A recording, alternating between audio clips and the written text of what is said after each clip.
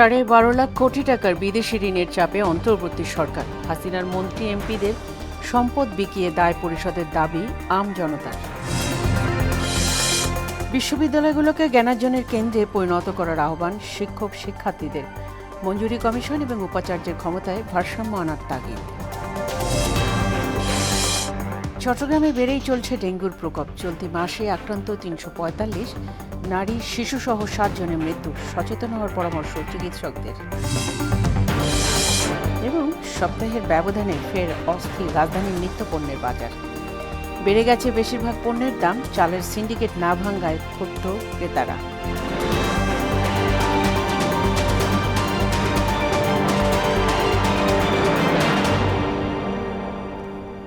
আসসালামু আলাইকুম, সবাইকে মোহনার সংবাদে স্বাগত। শুনছিলেন শিরোনাম, সঙ্গে আছি ফাতেমা রশিদ।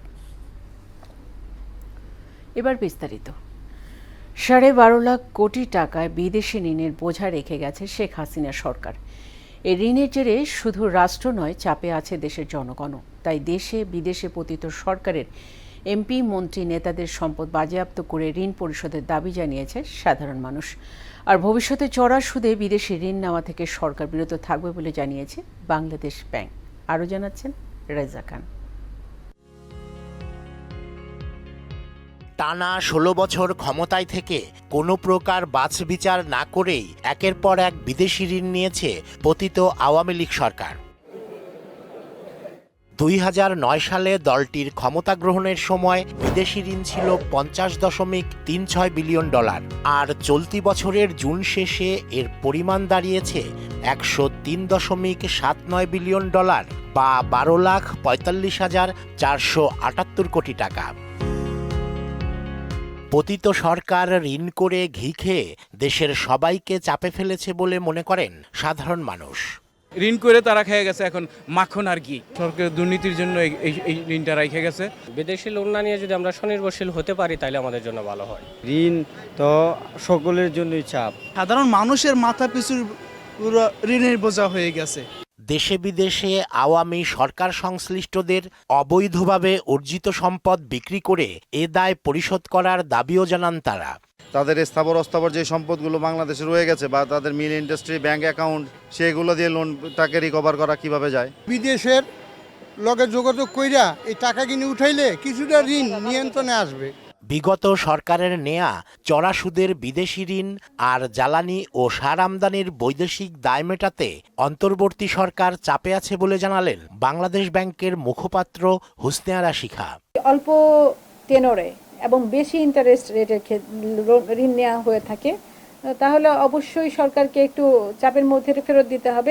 এনার্জি সেক্টর, আমাদের ফার্টিলাইজার সেক্টর, অর্থাৎ সরকারের প্রায়োরিটি কমোডিটি খাতগুলো আমদানির জন্য আমাদের উপর এক ধরনের চাপ আছে, সেটা পরিশোধ করার ক্ষেত্রে।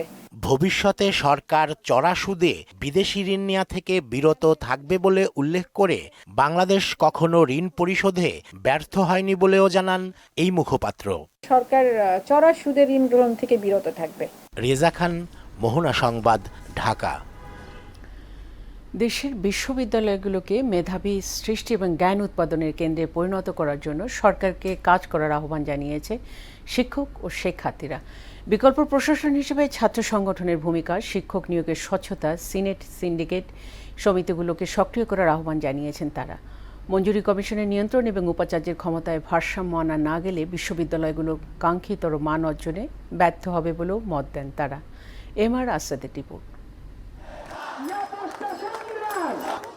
প্রায় এক মাস ধরে চলা কোটা সংস্কার আন্দোলনের ধারায় 5 আগস্ট গণঅভ্যুত্থানে পতন হয় 16 বছরের স্বৈরাচারী আওয়ামী শাসনের। আন্দোলনে সব শ্রেণী পেশার অংশগ্রহণ থাকলেও নেতৃত্বে ছিল বিশ্ববিদ্যালয় কলেজের ছাত্ররাই।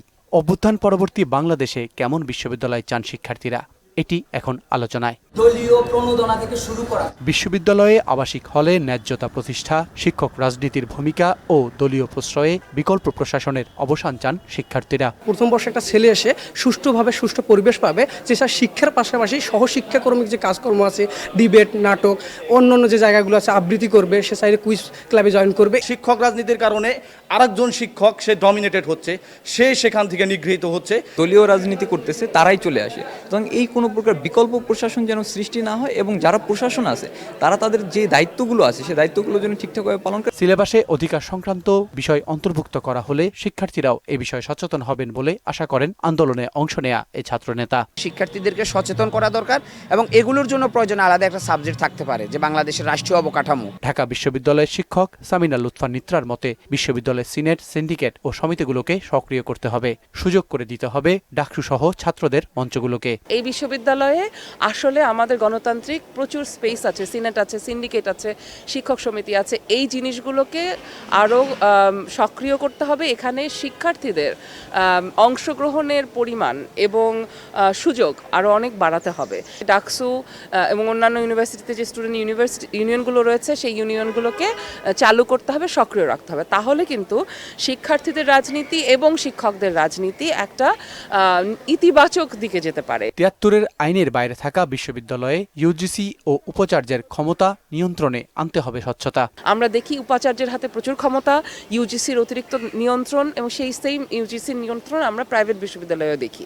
এই জায়গাগুলোকে কমিয়ে এনে তাদেরকে স্বতন্ত্র এবং স্বাধীন করবার ক্ষেত্রে যথেষ্ট স্পেস দেওয়ার সুযোগ রয়েছে। বিশ্ববিদ্যালয়গুলোকে মেধা ও জ্ঞান উৎপাদনের কেন্দ্রে পরিণত করলে ঘুরে দাঁড়াবে দেশের শিক্ষা ব্যবস্থা, এমনটাই মত সংশ্লিষ্টদের।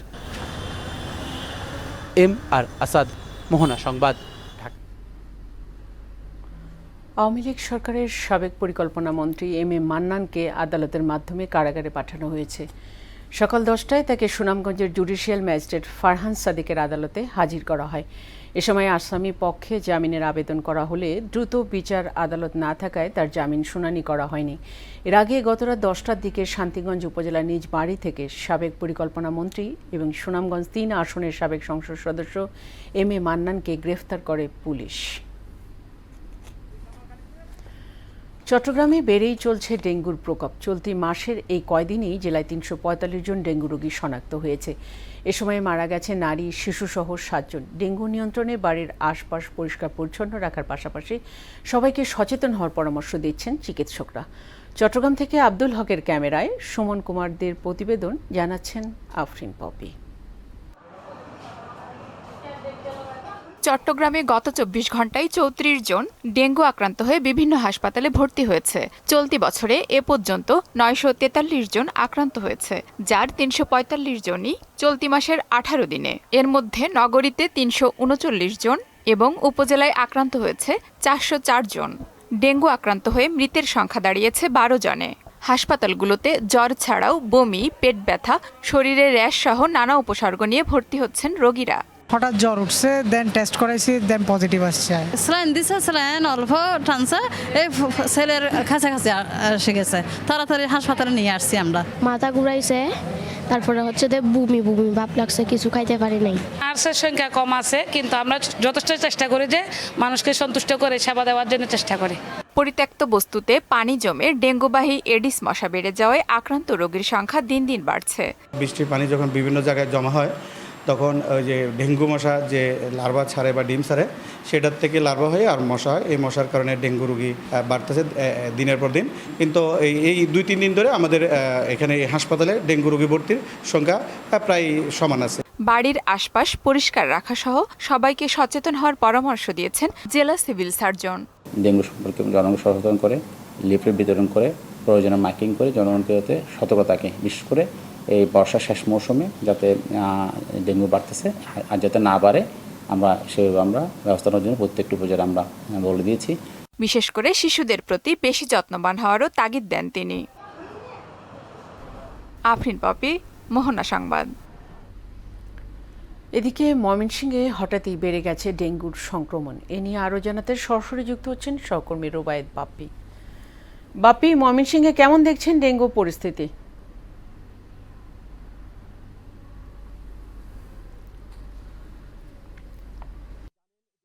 দেশের ন্যায় কিন্তু ময়মনসিংহেও ইতিমধ্যে কিন্তু ডেঙ্গুর ব্যাপক প্রকোপ দেখা দিয়েছে। তো প্রতিদিনই কিন্তু ময়মনসিংহ মেডিকেলে ডেঙ্গু রোগী ভর্তি হচ্ছেন। আমি যদি আপনাকে বলি যে গত 24 ঘন্টায় ময়মনসিংহে কিন্তু নতুন 15 জন ডেঙ্গু রোগী ভর্তি হয়েছেন এবং আজকে পর্যন্ত ময়মনসিংহ মেডিকেলে কিন্তু 33 জন ডেঙ্গু রোগী চিকিৎসা নিচ্ছেন এবং ময়মনসিংহ মেডিকেলের ডেঙ্গু ইউনিটের যে focal person doctor Mohiuddin Khan moon যেটি আমাদেরকে জানিয়েছেন যে প্রতিদিনই ডেঙ্গু রোগী আসছে এবং এখান থেকে চিকিৎসা নিয়ে তারা চলে যাচ্ছেন। তো আজকে কিন্তু ময়মনসিংহ মেডিকেলে 30 জন পুরুষ এবং 3 জন নারী ডেঙ্গু রোগী ভর্তি আছেন।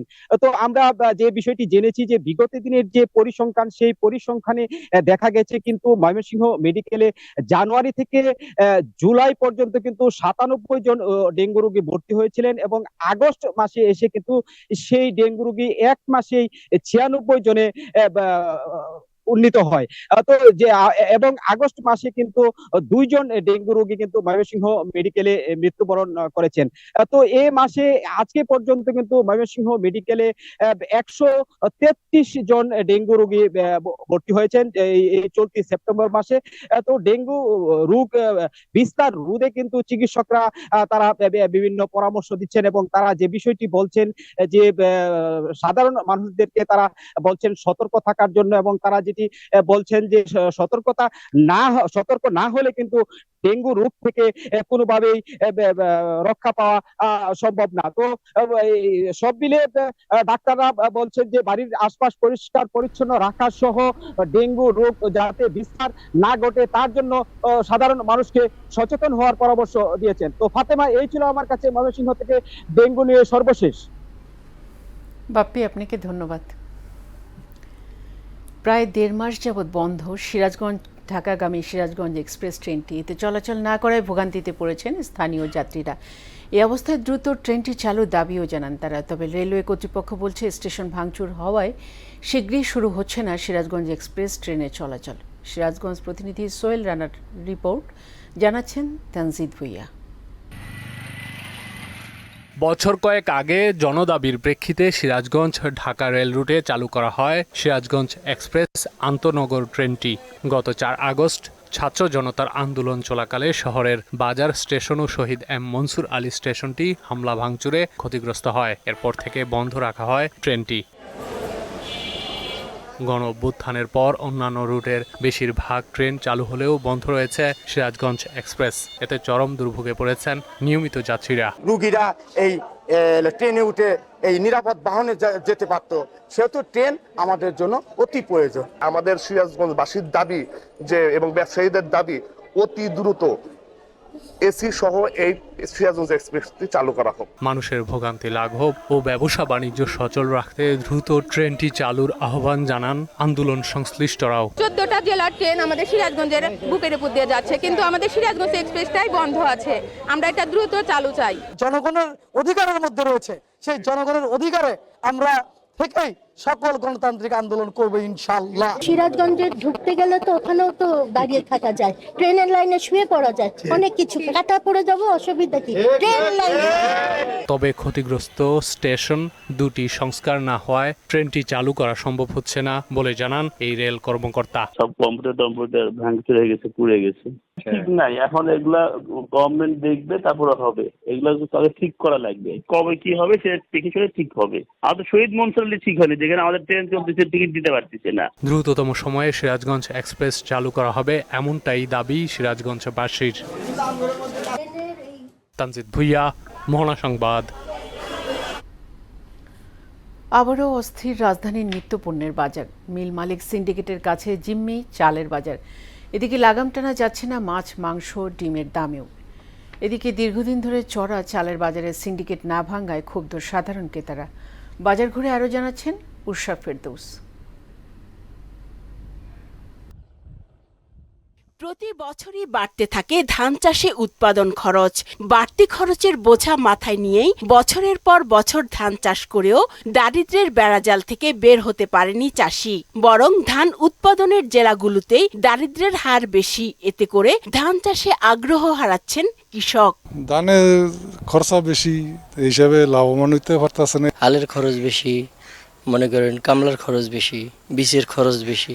অথচ চালের বাজার নিয়ন্ত্রণ করছে মিল মালিক সহ কর্পোরেট সিন্ডিকেট। কৃষক কিন্তু টাকা পায় না, মধ্যস্থভোগীরা অনেক মুনাফা সেখান থেকে নিয়ে নেয়। মূলত আসলে মিল মালিকরা এবং কর্পোরেট কিছু ব্যবসায়ী আছে, তাদের মাঝে তারা আগে কিনে রাখছে, এটা ঠিক কৃষকরা পায় নাই, মধ্যস্বত্বরা লাভটা নিতেছে বেশি। এদিকে প্রতি ডজন ডিম বিক্রি হচ্ছে 160 থেকে 65 টাকায়, পাড়া মহল্লায় তা আরো বেশি। বাসার পাশে যে দোকানগুলো আছে এখানে আরো একটু বেশি দাম চায়। ছটা দিবেন আমরা হলো আমি হিসাব করে 180 টাকার মতো পড়ে গেছে, আমি কিছু বলতে পারি না। আগে 50 টাকা হলে বা ঠিক আছে 150 টাকা ছিল, কিন্তু এখন কি 50 টাকা 5 টাকা বাড়ে গেছে। সরকার যেটা দেয় এটা তো আমরা পাই নাই, ওটা কম কিনতে হলে আমরা কম বিক্রি করতে পারবো। সপ্তাহের ব্যবধানে বেড়ে গেছে মুরগির দামও। প্রতি কেজি ব্রয়লার 180 থেকে 90 আর সোনালী মুরগি 270 থেকে 80 টাকায় বিক্রি হচ্ছে। মুরগির গিলা কলিজা নিয়ে খাইছি ভাই, অনেক কষ্ট হয়েছে ভাই। আমরা মনে করেন যে দিন মজুর, অনেক কষ্ট করে সংসার চালাই, এর ভিতরে মনে করেন যে 180 করে মুরগি আমরা সংসার চালাই কেমনে। গেছে সপ্তাহ থেকে সপ্তাহে 10 টাকা করে কেজি বাড়ছে আর কি। স্বস্তি ফেরেনি সস্তা মাছেও। চাষের তেলাপিয়া পাঙ্গাসও বিকোচ্ছে 250 ঘরে। আর ভরা মৌসুমেও ইলিশ কিনতে না পেরে হতাশ ক্রেতারা। ইলিশ মাছ একটা হয়েছে 1200, একটা হয়েছে 1600, একটা হয়েছে 1000। তাই না, এখন তো আমার দুদিনে খাওয়া যায় উচিত না। ইলিশের সিজন এখন ইলিশ জাটকাও বিক্রি করতেছে 600-700 টাকা কেজি, তারা 50 বেশি হয়। সপ্তাহ ব্যবধানে বেড়েছে অনেক সবজির দামও। কাঁচামরিচ বিক্রি হচ্ছে 200 থেকে 220 টাকায়, বেগুন 80 থেকে 100, বরবটি 100 থেকে 120, পটল ঢেঁড়স 50 থেকে 60, পেঁপে 30 থেকে 40 এবং মাঝারি আকারের প্রতিটি লাউ বিক্রি হচ্ছে 60 টাকায়। সবজির বাজার তো চড়া, 100 টাকা নিচে কোনো তরকারি নাই। মূলা 60 টাকা করে চাইতেছেন, কাঁচামরিচ 70 টাকা 250 গ্রাম চাইতেছে, তেমনি কেমনি হবে দেশ। উষা ফেরদৌস, মোহনা সংবাদ, ঢাকা। মধ্যযুগের পুরো কীর্তির নিদর্শন হিসেবে এখনও দাঁড়িয়ে আছে সাতক্ষীরার মঠবাড়ি মন্দির। তবে একসময় জৌলস আর চাকচিক্য থাকলেও কালের পরিক্রমায় এখন তা হারিয়ে কঙ্কালসার হয়ে পড়েছে মন্দিরটি। স্থানীয়দের দাবি দ্রুত এটি সংস্কারের। সাতক্ষীরা থেকে আব্দুল জলিলের তথ্যে আরও জানাচ্ছেন শারমিন স্বর্ণা। সাতক্ষীরা থেকে ২৬ কিলোমিটার দূরে কলারোয়া উপজেলার মঠবাড়ি শ্যামসুন্দর মন্দির ঐতিহাসিক গুরুত্ব থাকায় প্রতিদিনই দূর দূরান্ত থেকে দর্শনার্থীরা ভিড় করেন এখানে। কথিত আছে প্রায় ৮০০ বছর আগে বৌদ্ধরা ধর্মপ্রচারের উদ্দেশ্যে এখানে মঠ নির্মাণ করে। তারা চলে যাবার পর ১৭৬৭ খ্রিস্টাব্দে জৌনিক হরিরাম দাস এখানে বিভিন্ন দেবদেবীর বিগ্রহ প্রতিষ্ঠা করেন এবং তখন থেকে এটি মন্দিরে রূপান্তরিত হয়। কালের আবর্তে ধ্বংসপ্রায় মন্দিরটির শুধু মূল ভবন এবং শিব মন্দির ও দুর্গা মন্দিরের জরাজীর্ণ অংশটুকুই অবশিষ্ট রয়েছে। স্থানীয়রা দাবি করছেন বিভিন্ন সময় ঐতিহাসিক স্থাপনাটি সংস্কারে উদ্যোগ নেওয়া হলেও অজ্ঞাত কারণে তা সফল হয়নি। এই মুহূর্তে মন্দিরটি খুবই ভগ্নদশায় রয়েছে এবং এটি একটি ঐতিহাসিক মন্দির।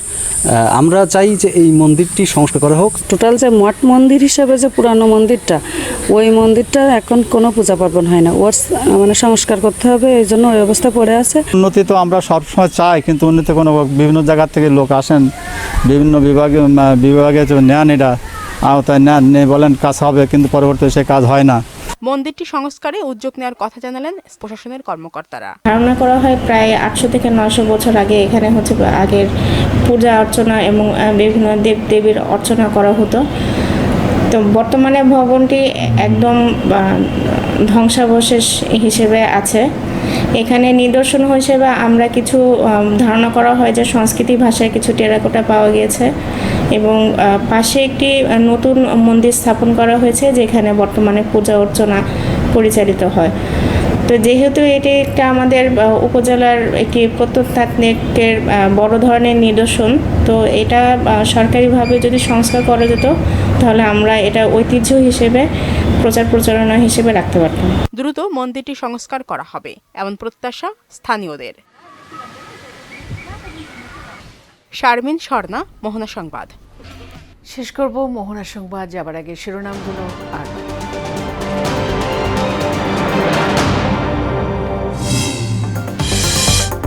$12.5 লাখ কোটি টাকার বিদেশি ঋণে প্রবল চাপে সরকার। হাসিনার মন্ত্রী এমপিদের সম্পদ বিকিয়ে দায় পরিশোধের দাবি আম জনতার। বিশ্ববিদ্যালয়গুলোকে জ্ঞানার্জনের কেন্দ্রে পরিণত করার আহ্বান শিক্ষক শিক্ষার্থীদের। মঞ্জুরি কমিশন ও উপাচার্যের ক্ষমতায় ভারসাম্য আনার তাগিদ। চট্টগ্রামে বেড়েই চলছে ডেঙ্গুর প্রকোপ। চলতি মাসে আক্রান্ত ৩৪৫, নারী শিশুসহ ৭ জনের মৃত্যু। সচেতন হওয়ার পরামর্শ চিকিৎসকদের। এবং সপ্তাহের ব্যবধানে ফের অস্থির রাজধানীর নিত্য বাজার। বেড়ে গেছে বেশিরভাগ পণ্যের দাম। চালের সিন্ডিকেট না ভাঙ্গায় ক্ষুব্ধ ক্রেতারা।